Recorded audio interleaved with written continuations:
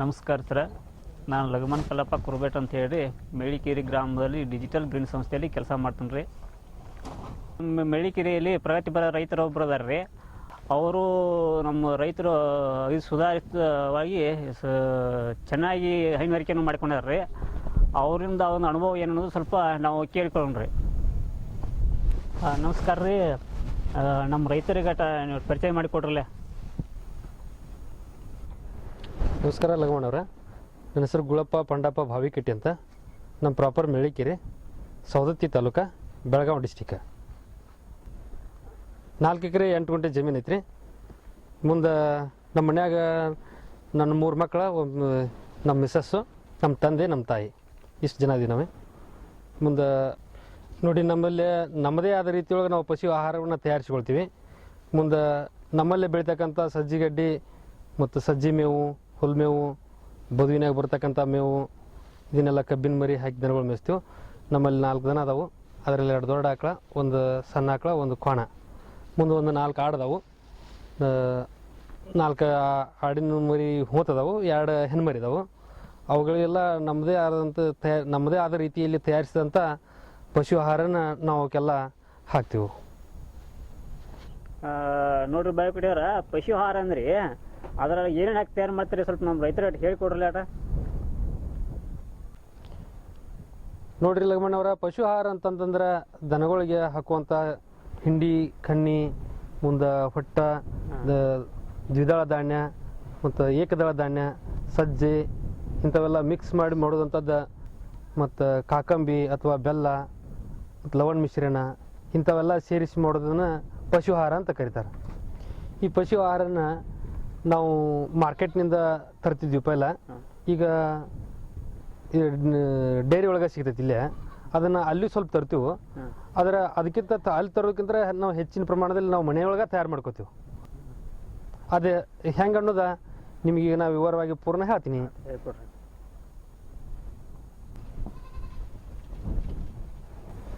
ಲಗಮಣ್ಣವ್ರ, ಇದು KMFದಲ್ಲಿ ಸಿಗುವಂಥ ಹಿಂಡಿ ಕಣ್ಣಿ. ಇದ್ರೊಳಗೆ ಲವಣ ಮಿಶ್ರಣ, ಗೊಂಜಾಳ ಹಿಟ್ಟು, ಗೋಧಿ ಹಿಟ್ಟು, ಜೋಳದ ಹಿಟ್ಟು, ಮುಂದೆ ಹೆಸರು, ಗೋಧಿ, ಕಡ್ಲಿ, ಇಂಥವೆಲ್ಲ ದ್ವಿದಳ ಧಾನ್ಯ ಮತ್ತು ಏಕದಳ ಧಾನ್ಯ ಹಿಟ್ಟುಗಳೆಲ್ಲ ಸೇರಿಸಿ, ಇದ್ರ ಜೊತೆಗೆ ಕಾಕಂಬಿ ಸೇರಿಸಿ, ರೆಡ್ ಮಿಡ್ ಕುದಿಸಿ, ಬಾಯ್ಲರ್ದಾಗ ಹಾಕಿ ಕುದಿಸಿ, ಈ ಥರ ಪೆನ್ಸಿಲ್ ಟೈಪ್ ಕಡು ಆಕಾರದೊಳಗೆ ಈ ಥರ ಮಾಡಿ ತಯಾರು ಮಾಡಿರ್ತಾರೆ. ಇದೇ ರೀತಿಯೇ ನಾವು ಮನೆಯೊಳಗನ್ನು ಇದಕ್ಕಿಂತಲೂ ಕಡಿಮೆ ಖರ್ಚಿನೊಳಗೆ ನಾವು ಪಶು ಆಹಾರವನ್ನು ನಮ್ಮಲ್ಲೇ ನಾವು ತಯಾರಿಸ್ಕೊಳ್ಬೋದು. ಅದು ಸುಲಭವಾದ ವಿಧಾನ ಐತಿ. ಅದನ್ನು ಯಾರೂ ಈಗ ರೈತರು ಮಾಡೋದಿಲ್ಲ. ಅದನ್ನು ಮಾಡೋದ್ರಿಂದ ರೈತರಿಗೆ ಭಾಳ ಅನುಕೂಲ ಆಗ್ತೈತಿ. ನೋಡಿ ಗುಳಪ್ಪ ಅವ್ರಿ, ಪಶು ಆಹಾರ ಅಂದಿರಲ್ರಿ, ಕಾಳುಗಳು ಯಾವ ಏನೇನು ಹಾಕ್ತಿದ್ರಿ? ಅದನ್ನು ಸ್ವಲ್ಪ ಕಡ್ಲಿ, ಏನು ಇದು ಜೋಳ, ಗೋಧಿ ಅಂದಿರಲ್ಲ, ಅದನ್ನ ಸ್ವಲ್ಪ ನಾವು ರೈತರಿಗೆ ಹೇಳಿಕೊಡ್ರಲ್ಲ ಆಟ. ನೋಡ್ರಿ ಲಗಮಣ್ಣವ್ರ, ನಾವೊಂದು 7-8 ಥರ ಕಾಳನ್ನ ಸೇರಿಸಿ ಪಶು ಆಹಾರನ ತಯಾರು ಮಾಡ್ತೀವಿ. ಅದರಲ್ಲಿ ಮುಖ್ಯವಾಗಿ ಕಾಳಿನ ಇದ್ರೊಳಗೆ ಹಚ್ಚಿ ಹಾಕೋದಂತಂದ್ರೆ ಗೋವಿನ ಜೋಳ. ನೋಡ್ರಿ, ಇದು ಗೊಂಜಾಳ, ಇದು ಗೋಧಿ. ಇದರಲ್ಲಿಯೂ ಸಾಕಷ್ಟು ಪೌಷ್ಟಿಕಾಂಶ ಇರ್ತೈತಿ. ಪಶು ಆಹಾರಕ್ಕೆ ಇದನ್ನು ಮುಖ್ಯವಾಗಿ ಹಾಕಲೇಬೇಕಾಗ್ತೈತಿ. ಇದು ಕಡಲೆ, ಇದು ದ್ವಿದಳ ಧಾನ್ಯದ. ಇದು ಸಾಕಷ್ಟು ಪೌಷ್ಟಿಕಾಂಶ ಇರ್ತೈತಿ. ಇದನ್ನು ನಾವು ಪಶು ಆಹಾರ ತಯಾರಿಸಲಿಕ್ಕೆ ಇದನ್ನು ಉಪಯೋಗ ಮಾಡ್ತೀವಿ. ಇದು ಹುರುಳಿ,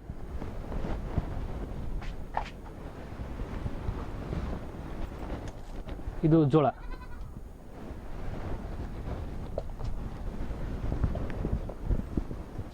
ಇದು ರಾಗಿ,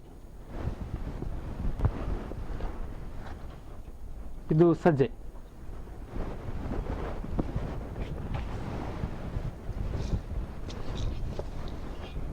ಇದು ಸೋಯಾಬೀನ್,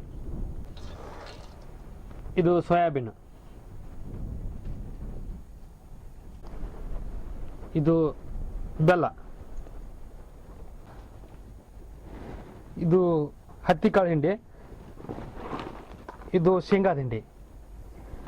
ಈ ಪಶು ಆಹಾರ ತಯಾರಿಕೆಯೊಳಗೆ ಈ ಹಿಂಡಿ ಮಾತ್ರ ಭಾಳ ಅತಿ ಮಹತ್ವದ ಪಾತ್ರವನ್ನು ವಹಿಸ್ತೈತಿ. ಇದನ್ನು ಹಾಕಲೇಬೇಕಾಗ್ತೈತಿ. ನೋಡ್ರಿ, ಇವಿಷ್ಟೆಲ್ಲ ಕಾಳುಗಳು ಮತ್ತು ಹಿಂಡಿ ಕಣ್ಣಿ ಬೆಲ್ಲ ಸೇರಿಸಿ ಪಶು ಆಹಾರನ ನಾವು ತಯಾರಿಸ್ತೀವಿ. ನೋಡ್ರಿ ಗುಳಪ್ಪವ್ರ, ಇಷ್ಟೆಲ್ಲ ಕಾಳು ಕಡಿ ಎಲ್ಲ ಹಿಂಡಿ ಪಂಡಿ ಅಂದ್ರಿ, ಇದನ್ನೆಲ್ಲ ಹಿಟ್ಟು ಹೆಂಗೆ ಮಾಡ್ಕೋತೀರ ನಮ್ಮ ರೈತರಿಗೆ ಹೇಳ್ಕೊಡ್ರಲ್ಲ. ನೋಡ್ರಿ, ಹಿಂಡಿ ಕಣ್ಣಿ ಮತ್ತು ಬೆಲ್ಲ ಎರಡನ್ನೂ ಬಿಟ್ಟ ಈ ಉಳಿದ ಕಾಳನ್ನೆಲ್ಲ ಸೇರಿಸ್ಕೊಂಡ ಗಿರ್ನಿಗೆ ಹಾಕ್ಸ್ಕೊಂಡು ಬರ್ತೀವಿ. ಈ ಬೆಲ್ಲ ಮತ್ತು ಹಿಂಡಿನ ಗಿರ್ನಿ ಹಿಟ್ಟದೊಳಗೆ ಸೇರಿಸಿ ಭತ್ತ ತೌಡು ಜೋಡಿ ಮಿಕ್ಸ್ ಮಾಡಿ ಒಂದು ಇದ್ರಾಗ ಚೀಲದಾಗ ತುಂಬಿಡ್ತೀವಿ. ನಮ್ಮ ದನಗಳಿಗೆ ಯಾವಾಗ ಬೇಕಲ್ಲ, ಎಷ್ಟೆಷ್ಟು ಹಾಕ್ಬೇಕಲ್ಲ ಅಷ್ಟು ಪ್ರಮಾಣದಾಗ ಸ್ವಲ್ಪ ನೀರಿನಾಗ ತೋಸಿ ದನಗಳಿಗೆ ಹಾಕ್ತೀವಿ. ನೋಡ್ರಿ ಗುಳಪ್ಪವ್ರಿ, ಎಲ್ಲ ಇದು ಹಿಟ್ಟು ಪಟ್ಟು ಅಂದ್ರಲ್ರಿ, ಇದನ್ನ ಎಲ್ಲ ಕೂಡ ಹೆಂಗೆ ಮಿಕ್ಸ್ ಮಾಡಿ ಹೇಳ್ಕೊತೀರಿ ಅನ್ನೋ ಸ್ವಲ್ಪ ನಮ್ಮ ರೈತರಿಗೆ ಹೇಳ್ಕೊಡ್ರಲ್ಲ. ನೋಡ್ರಿ, ಎಲ್ಲ ಕಾಳನ್ನು ಸೇರಿಸಿ ಗಿರ್ನಿ ಒಳಗೆ ಈ ಥರ ನಾವು ಬೀಸ್ಕೊಂಡು ಹಿಟ್ಟು ಮಾಡ್ಕೊಂಡು ಬಂದಿರ್ತೀವಿ. ಇದು ನೋಡ್ರಿ ಭತ್ತದ ತೌಡಿದು. ನೋಡ್ರಿ, ಇದು ಕಡಲೆ ತೌಡು. ನೋಡ್ರಿ, ಈ ಥರ ಇದನ್ನ ಸೇರಿಸ್ಕೊಂತೀವಿ.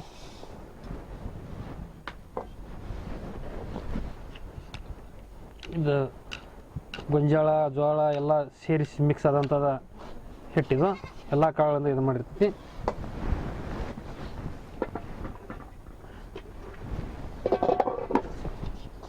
ಇದು ಶೇಂಗಾ ಹಿಂಡಿ ಮತ್ತು ಹತ್ತಿಕಾಳು ಹಿಂಡಿ, ಇದನ್ನು ಈ ರೀತಿ ನಾವು ಸೇರಿಸ್ತೀವಿ. ಇದನ್ನು ಸೇರಿಸಿ ಸ್ವಲ್ಪ ಇದು ಮಾಡ್ಬೇಕು, ಇದನ್ನು ಸ್ವಲ್ಪ ಪುಡಿ ಮಾಡ್ಬೇಕಿದೆ.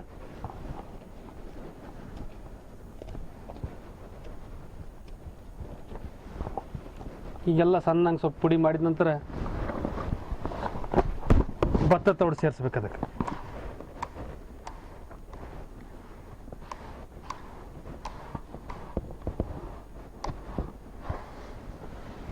ಇದನ್ನೆಲ್ಲ ಸೇರಿಸಿ ಚೆನ್ನಾಗಿ ಮಿಕ್ಸ್ ಮಾಡಬೇಕು.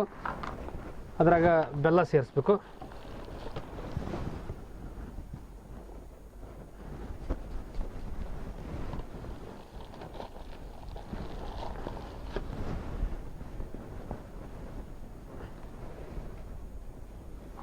ಎಲ್ಲ ಸೇರಿಸಿ ಈ ಥರ ಎಲ್ಲ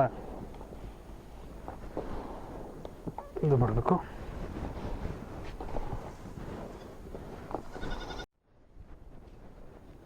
ಇದಕ್ಕೆ ನಾವು ನೀರು ಸೇರಿಸಿ ಮಿಕ್ಸ್ ಮಾಡಿ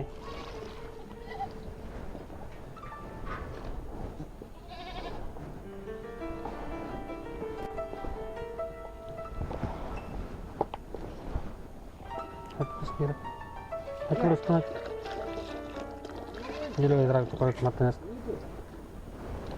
ನೋಡ್ರಿ, ಇದು ಲವಣ ಮಿಶ್ರಣ. ಇದನ್ನು ನಾವು ತೋರಿಸಿದ ನಂತರ ಇನ್ನೊಂದಿಷ್ಟು ಹಾಕಿ ತಿನ್ನಿಸಿದ್ರೆ ಅದಕ್ಕೆ ಸಾಕಷ್ಟು ಪೋಷಕಾಂಶಗಳು ಅದಕ್ಕೆ ದನಗಳಿಗೆ ಸಿಗ್ತಾವೆ.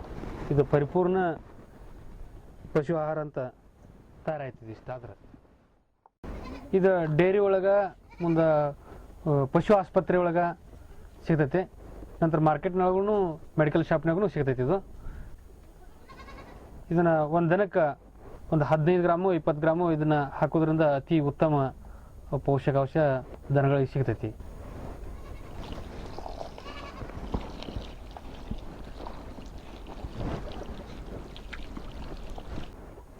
ನೋಡ್ರಿ, ಇಲ್ಲಿಗಿದು ಪಶು ಆಹಾರ ಪೂರ್ಣ ತಯಾರಾಗುತ್ತೆ. ಇದನ್ನು 3 ರಿಂದ 4 ತಾಸು ನೆನೆಸಿ ದನಗಳಿಗೆ ತಿನ್ಸಕ್ಕೆ ಅಡ್ಡಿ ಇಲ್ಲ.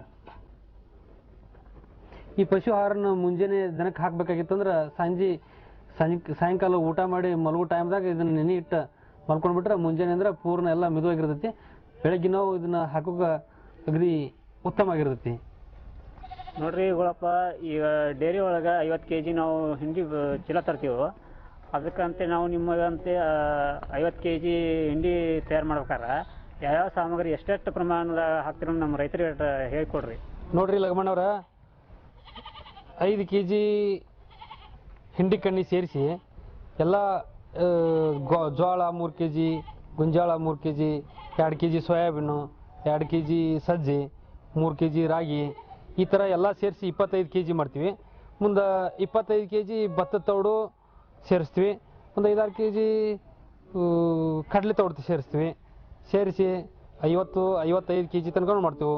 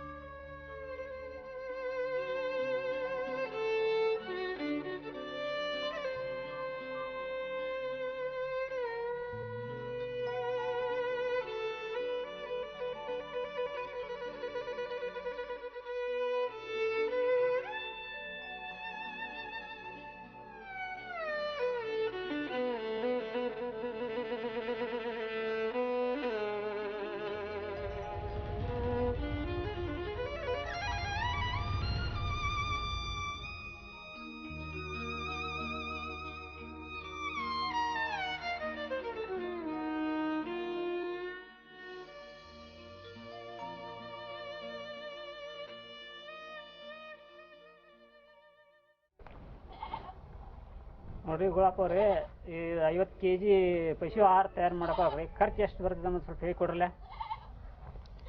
ಇಷ್ಟೆಲ್ಲ ನಾವು ಪಶು ಆಹಾರನ ಉತ್ಪಾದನೆ ಮಾಡ್ಕೊಳ್ಳೋ ಖರ್ಚು 300-400 ರೂಪಾಯಿ ತನಕ ನಮಗೆ 50 kg 55 kg ನಮಗೆ ಸಿಗತೈತಿ 300-400 ರೂಪಾಯಿದೊಳಗೆ.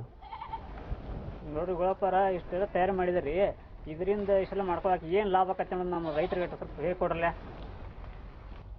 ನೋಡ್ರಿ ಲಗಮಣ್ಣವ್ರ, ಇದನ್ನು ನಾವು ಮನೆಯಲ್ಲೇ ತಯಾರಿಕೆ ಮಾಡ್ಕೊಳ್ಳೋದ್ರಿಂದ, ನಮ್ಮಲ್ಲೇ ಇರತಕ್ಕಂಥ ಕಾಳುಗಳನ್ನು ನಾವು ಉಪಯೋಗ ಮಾಡಿ ತಯಾರು ಮಾಡೋದ್ರಿಂದ ನಮಗೆ ಅತಿ ಗುಣಮಟ್ಟದ ಪಶು ಆಹಾರ ತಯಾರಿಕೆ ಆಗ್ತೈತಿ. ಒಂದನೇದು. ಎರಡನೇದಾಗಿ ನಮಗೆ ಒಂದು ಪಾಕೆಟ್ ಹಿಂಡಿ ಕಣ್ಣಿ ಚೀಲ ತರೋದ್ರಿಂದ ನಮ್ಗೆ 600-620 ತನಕ ನಮಗೆ ದುಡ್ಡು ಖರ್ಚಾಗ್ತೈತಿ. ನಮ್ಮಲ್ಲಿ 350-400 ಒಳಗಾಗಿ ನಮಗೆ ಹಿಂಡಿ ಕಣ್ಣಿ ತಯಾರಾಗ್ತೈತಿ. ಮತ್ತು ಅದಕ್ಕಿಂತನೂ ಅತ್ಯುತ್ತಮವಾದಂಥ ಆಹಾರ ತಯಾರಿಕೆ ಆಗ್ತೈತಿ ಅನ್ನೋ ಉದ್ದೇಶದಿಂದ ನಾವು ಇದನ್ನು ನಮ್ಮ ಮನೆಯೊಳಗೆ ತಯಾರಿ ಮಾಡ್ಕೊತೀವಿ. ಇದು ನಮ್ಮ ದನಗಳಿಗೆ ಅತಿ ಉತ್ತಮವಾದ ಆಹಾರ ಆಗ್ತೈತಿ. ಮುಂದೆ ಅದಕ್ಕಿಂತನೂ ಇದು ನಮ್ಮ ದನಗಳಿಗೆ ಹೆಚ್ಚು ಪೌಷ್ಟಿಕ ಆಹಾರ ಆಗೋದ್ರಿಂದ ನಮ್ಮ ದನಗಳು ತಯಾರಾಗ್ತಾವೆ. ಮುಂದೆ ನಮ್ಗೆ ಅದಕ್ಕಿಂತನೂ ನಮಗೆ ಹೆಚ್ಚಿನ ಪ್ರಮಾಣದಾಗ ಹಾಲು ಸಿಗ್ತೈತಿ. ಇವೆರಡೂ ಉದ್ದೇಶದಿಂದ ನಾವು ಇಲ್ಲೇ ಮಾಡ್ಕೊಳ್ಳೋದು ಅತಿ ಉತ್ತಮವಾದಂಥದ್ದು ಅಂತ ನನ್ನ ಅನಿಸಿಕೆ. ನೋಡ್ರಿ ಗುಳಪ್ಪರ, ಈಗ ಅಂಗಡಿಯಾಗ ಬೇರೆ ಕಡೆ ಮಾರ್ಕೆಟ್ನಾಗ ರೀ ಹಿಂಡಿ ಕಣ್ಣಿ ಸಿಗ್ತದ್ರಿ, ಅದಕ್ಕೆ ಮುಂದೆ ನೀವು ಇಲ್ಲಿ ತಯಾರು ಮಾಡ್ಕೊತಾರಲ್ಲ, ಇದಕ್ಕೆ ಏನು ವ್ಯತ್ಯಾಸ ನಮ್ಮ ರೈತರಿಗೆ ಹೇಳಿಕೊಡ್ರಲ್ಲ. ನೋಡ್ರಿ, ಮಾರ್ಕೆಟ್ನಾಗ ತಂದಿದ್ದು ಮುಂದೆ ಆ ಕಡೆ ಹೊರಗಡೆ ತಂದಂಥ ಹಿಂಡಿ ಕಣ್ಣಿ ಒಳಗೆ ಯಾವ್ಯಾವ ಪ್ರಮಾಣದೊಳಗೆ ಏನೇನು ಇರ್ತೈತೆ ಅನ್ನೋದು ನಮಗೆ ಗೊತ್ತಿರಂಗಿಲ್ಲ. ಅವ್ರು ಎಷ್ಟು ಪ್ರಮಾಣದಾಗ ಹಾಕಿರ್ತಾರೋ ಅದು ನಮಗೆ ಗೊತ್ತಿರಂಗಿಲ್ಲ. ಈಗ ನಾವೇ ತಯಾರಿಸಿದ್ವಿ ಅಂತಂದ್ರೆ ನಾವು ಯಾವ ಪ್ರಮಾಣದಾಗ ನಾವು ಯಾವ ಪೋಷಕಾಂಶಗಳು ಹಾಕಿ ಅನ್ನೋದು ನಾವು ಪರ್ಫೆಕ್ಟ್ ಗೊತ್ತಿರ್ತೈತಿ. ಯಾವ ಪ್ರಮಾಣದಾಗ ನಾವು ಎಷ್ಟೆಷ್ಟು ಹಾಕಿರ್ತೀವಿ ಅನ್ನೋದು ನಮಗೆ ವಿಶ್ವಾಸ ಇರ್ತೈತಿ. ನಮ್ಮಲ್ಲಿ ಇದನ್ನು ಮಾಡಿದಂಥ ಬೆಲ್ಲ, ಹಿಂಡಿ ಕಣ್ಣಿ, ಶೇಂಗಾ ಹಿಂಡಿ, ಸೋಯಾಬೀನ್ ಹಿಂಡಿ, ಮುಂದೆ ಭತ್ತ ತೌಡು, ಗೊಂಜಾಳ ತೌಡು, ಗೋಧಿ ತೌಡು, ಕಡಲೆ ತೌಡು, ನಮ್ಮಲ್ಲೇ ಬೆಳೆದಿರೋಂಥ ಪೌಷ್ಟಿಕಾಂಶ ಸಿಗುವಂಥ, ನಮ್ಮಲ್ಲಿ ನಾವು ಬೆಳೆಸಿರೋಂಥ ಪೌಷ್ಟಿಕಾಂಶ ಫ್ಯಾಕ್ಟ್ರಿ ಒಳಗೆ ತಯಾರಾದ ಹಿಂಡಿ ಕಣ್ಣಿ ಒಳಗೆ ಸಿಗಂಗಿಲ್ಲ. ಅವರು ತಮ್ಮ ಪ್ರಾಫಿಟ್ಗಾಗಿ, ತಮ್ಮ ಲಾಭಕ್ಕಾಗಿ ಅವ್ರು ಮಾಡ್ಕೊಂಡಿರ್ತಾರೋ, ಅದನ್ನು ನಾವು ವಿಚಾರ ಮಾಡೋಂಗಿಲ್ಲ. ನಮ್ಮದೇ ಆದಂಥ ರೀತಿಯೊಳಗೆ ನಾವು ಮಾಡಿದ್ವಿ ಅಂತಂದರೆ ಇದರೊಳಗೆ ಅತಿ ಉತ್ತಮ ಗುಣಮಟ್ಟ ಇರ್ತೈತಿ.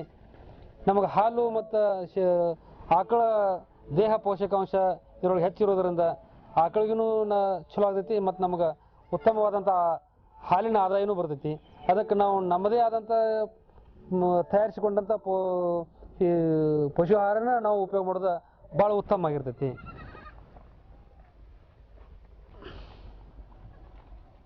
ನೋಡ್ರಿ, ಮನೆಯಲ್ಲಿ ಸ್ವಂತ ಪಶು ಆಹಾರ ತಯಾರು ಮಾಡಿ ಕೊಟ್ಟದ್ದು ನಮ್ಮ ರೈತರಿಗೆಲ್ಲ ನೀವು ಹೇಳಿಕೊಟ್ರಿ.